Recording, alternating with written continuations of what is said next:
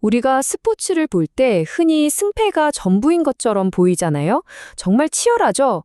하지만 그 뒤에는요, 눈에 보이지 않지만 경기의 품격 자체를 결정하는 아주 중요한 규칙이 숨어 있습니다. 오늘 바로 그 스포츠 윤리의 세계로 한번 깊숙이 들어가 보겠습니다. 매너가 사람을 만든다. 이 대사, 영화 핑스맨 보신 분들은 다들 기억하시죠? 보통은 일상생활에서 떠올리는 말인데 오늘은 이 매너라는 단어를 전혀 다른 무대, 바로 그 격렬한 승부가 펼쳐지는 경기장으로 한번 가져와 보려고 합니다. 네, 바로 이 질문이 오늘 우리가 파헤쳐볼 핵심입니다. 땀과 환호, 또 때로는 눈물까지 뒤섞이는 그 경기장에서 매너라는 건 도대체 뭘 의미하는 걸까요? 그냥 예의 바르게 행동하는 거? 아니면 그보다 훨씬 더 깊고 본질적인 무언가가 있는 걸까요? 자, 함께 그 답을 찾아가 보시죠. 첫 번째 파트입니다. 승리, 그 이상의 정신. 우리는 보통 스포츠의 목적이 이기는 것이라고 생각하기 쉽지만 사실 진짜 스포츠의 가치는 그 승패 너머에 있거든요. 그러니까 스포츠맨십이라는 게 단순히 경기 끝나고 악수 나누는 그런 에티켓이 아니라는 거예요. 이건 경쟁이 자칫 그냥 폭력으로 변질될 수 있는 걸 막는 최소한의 안전장치 같은 겁니다. 그리고 스포츠라는 것 자체의 의미를 부여하는 가장 근본적인 인간의 요구이기도 하고요. 아니, 그러면 이 위대한 스포츠 정신은 대체 어디서부터 온 걸까요? 그 뿌리를 찾아가려면요, 좀 놀랍게도 우리는 중세 시대로 시간 여행을 떠나야만 합니다. 이 흐름을 보면 정말 흥미롭습니다. 모든 건 중세 기사들의 명예 규범이었던 기사도에서 시작해요. 이게 봉건제가 무너지고 시민사회가 커지면서 젠틀맨십으로 이어지고요. 또 교육받은 엘리트 계층이 스포츠를 이끌면서 아마추어리즘을 거쳐서 마침내 오늘날 우리가 아는 스포츠맨십으로 진화한 거죠. 각 시대의 정신이 어떻게 다음 세대로 이어졌는지 한번 자세히 볼게요. 이 모든 변화의 한가운데 바로 젠틀맨십이 있었습니다. 기사도를 현대적으로 다시 해석한 건데 이게 그냥 신사답게 행동하자는 걸 넘어서서요. 당시 시민사회의 리더들에게 요구됐던 보편적인 도덕 규범이었어요. 정직, 겸손, 용기 같은 가치들이 바로 이때부터 스포츠의 DNA에 깊숙이 새겨지기 시작한 겁니다. 와, 이 비교표는 정말 놀랍지 않나요? 왼쪽은 고대 전사의 윤리강령, 에토스고요. 오른쪽은 현대 선수의 의무예요. 보세요. 속임수를 피할 것이 페어플레이로, 신의를 지킬 것이 심판 권위에 복종하는 걸로. 표현은 시대에 맞게 바뀌었지만 그 안에 흐르는 명예와 공정함이라는 핵심 정신은 그대로죠. 어떻게 보면 스포츠가 현대의 전장이고 스포츠맨십은 현대 전사의 에토스인 셈입니다.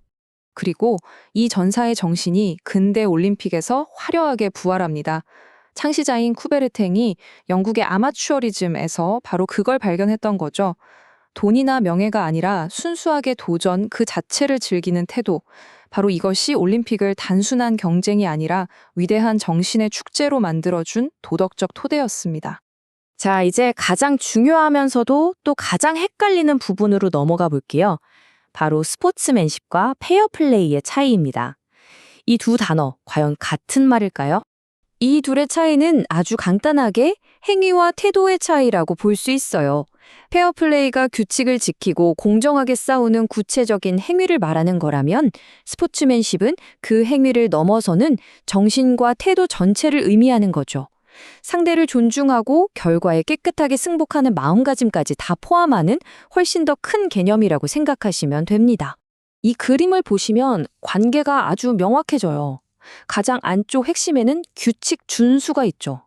그 바깥을 페어플레이가 감싸고 있고요. 이 모든 것을 아우르는 가장 큰 개념이 바로 스포츠맨십입니다. 그러니까 페어플레이는 스포츠맨십을 실천하는 아주 중요한 방법이지만 그게 전부는 아니라는 뜻이죠. 예를 한번 들어볼게요. 축구 경기에서 이기고 있는 팀이 막 시간을 끌어요. 이게 왜 문제일까요? 우선 내가 당하면 싫은 행동이잖아요. 그러니까 상호 공정성을 깨는 페어플레이 위반입니다. 하지만 더 근본적으로는요. 오직 이기기 위해서 경기의 가치를 훼손하는 그 불순한 동기가 문제이기 때문에 스포츠맨십 위반이기도 한 겁니다. 페어플레이가 행위 자체를 따진다면 스포츠맨십은 그 뒤에 숨어 있는 동기까지 묻는 거죠.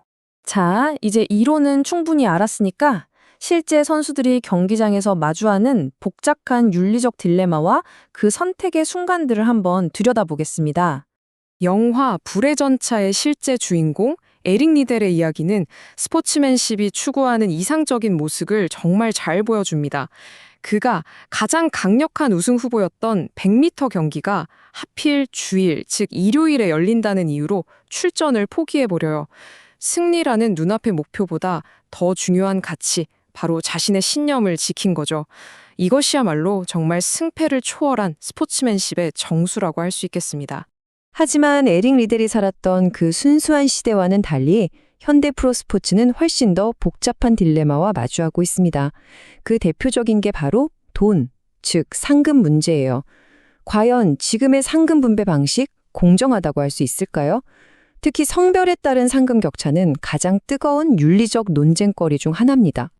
이 수치를 한번 보세요. 진짜 충격적입니다. 2014년에 남자 월드컵 우승팀 독일이 3,500만 달러를 받았거든요. 근데 바로 다음 해 여자 월드컵에서 우승한 미국 팀은 200만 달러를 받았습니다. 17배가 넘게 차이가 나요. 근데 더 놀라운 건 뭔지 아세요? 남자 월드컵에서 16강에 탈락했던 미국 남자팀이 받은 8천만 달러가 여자 월드컵 우승 상금보다 4배나 많다는 사실입니다.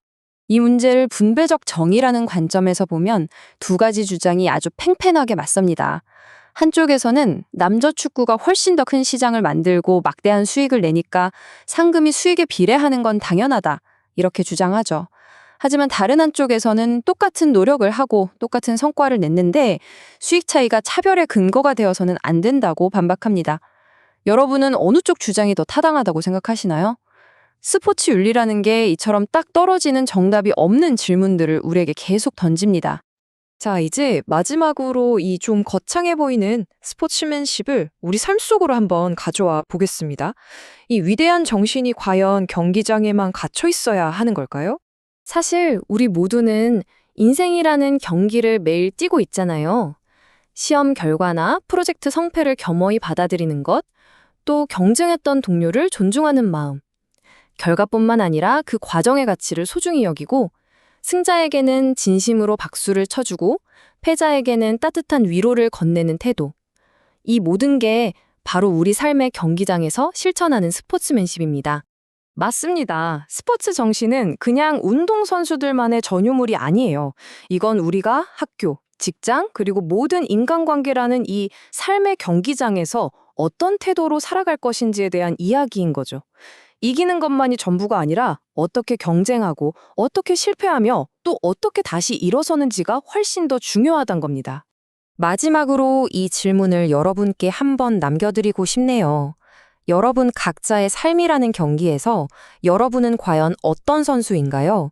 오직 승리만을 쫓는 선수인가요? 아니면 과정의 가치를 알고 경쟁자를 존중하며 명예롭게 경쟁하는 그런 선수인가요?